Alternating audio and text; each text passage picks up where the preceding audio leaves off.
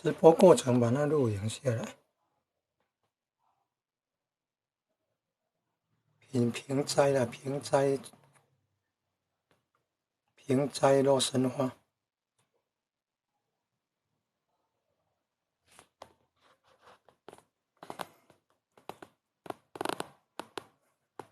这个阳光照射的很好，就种在窗户旁边，那个阳光直射的很好，光照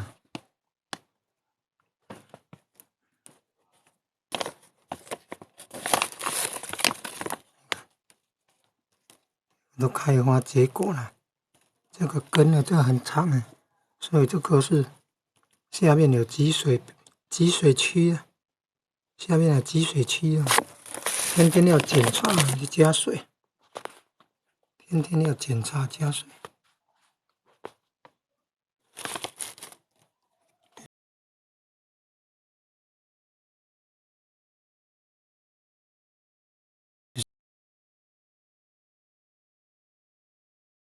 是从种子，然后慢慢长大，然后这好像经过2个月有了。你看那个天天要检查看那个水够不够，然后有用到液态肥料，有先后开花，第一朵花，第2朵花，第3朵花，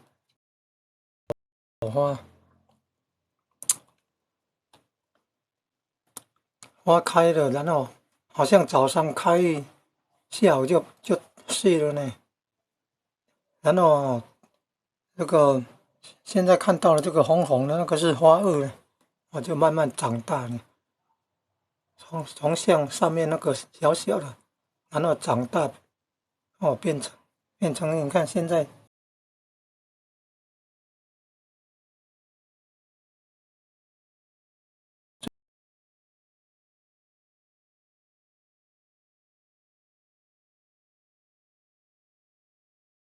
最下面那一个洛神花，那个是花萼的部分呢，花先你看这个长大以后也会开花，花先开了，然后花萼再继续长大。像这个第1颗呢，最下面那一颗呢，那么大都可以采收了。第2颗也可以采收，有了。你看那个尖端那边都爆开了，蹦开了。有的天气太热的话会长那个病虫害，会有菇形啊。粉介壳虫是不是菇形？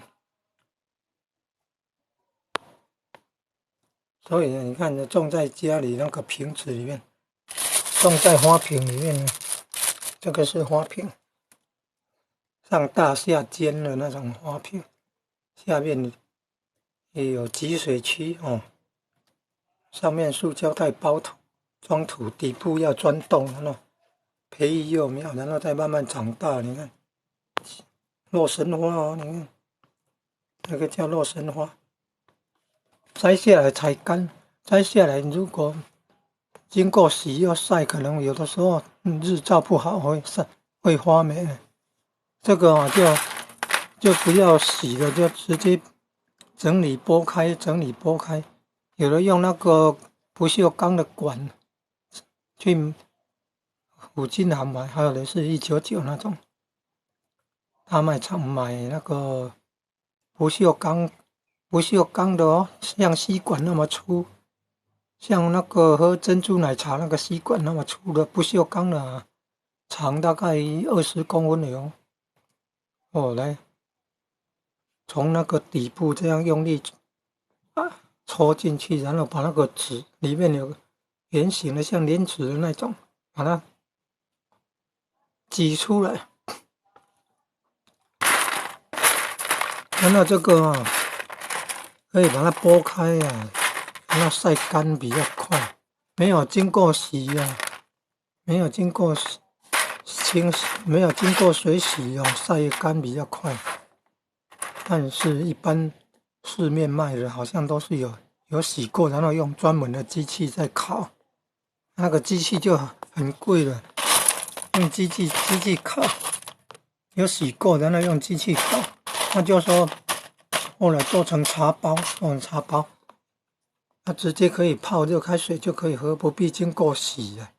这里自己要用的，或者是卖比较便宜的，自己洗一洗，然后浸泡，要浸泡，然后它膨胀大了以后，你看膨胀大了以后再用手这样搓一搓，洗一洗。其实这个也没有什么脏啊，只是怕那个什么病虫害那个粉介壳虫菇性，其他的好像没有什么脏了。最主要是不要发霉了，所以说没有用水洗过来晒哦，比较不会发霉。你看现在农历11月份哦，比较没有雨，比较干旱的季节来晒。那个人家清洗过，又用那个机器烤好的那种洛神花哦，算两的呢，一小包一两还是2两啊，就好算100块的哦，不晓得几百块的，算100块的。这个没有洗过，但是也不会很脏啊。没有洗过，把它掰开一朵的，把它掰会拆开成2、3部分，然后晒，比较容易晒干。可以保存起来，然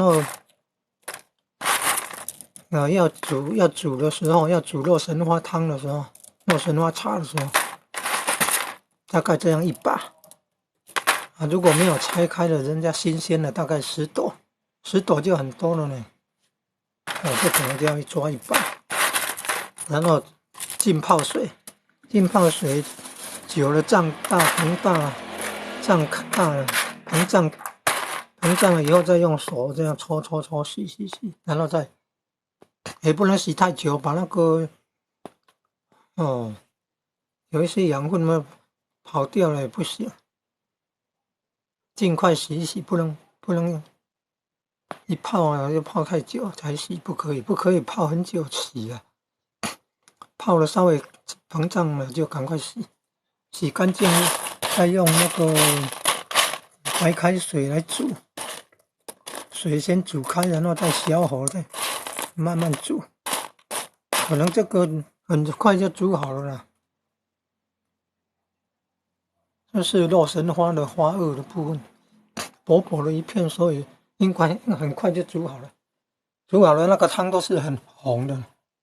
你看这个茎啊，本来都绿色的，然后开了花以后，这个茎就慢慢的有了变红色了。片里面看到了那个茎啊，有的整根都变红色呢，红的入心脏了，5种颜色入五脏，红的入心脏，绿色。有了马来西亚的那个自然医学的医生说，这个叶子也可以吃，不过有试过了，内人有试过，说很酸的，酸的入肝呐，五味也是入五脏，酸的入肝，然后这红色的入心脏，绿色的、青色的入肝脏，白色入肺脏，黑色入肾脏，黄色入脾脏，心肝脾肺肾五脏啊。洛神花高价值的经济作物呢，用盆子要用花瓶呢，用花瓶来栽呢，也可以栽哦。用花瓶来栽也可以栽哦。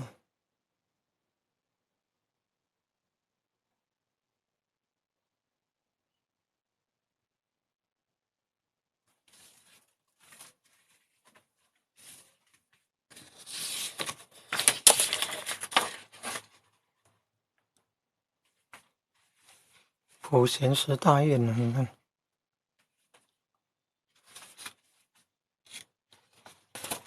好像可以看华严经啊。普贤十大愿呢，内容很丰富。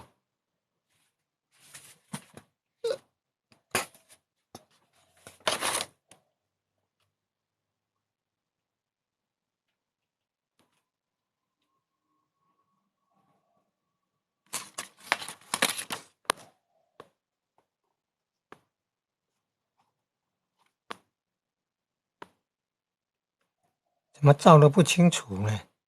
那要用力拍那个画面呢，照不清楚，不晓得什么原因呢？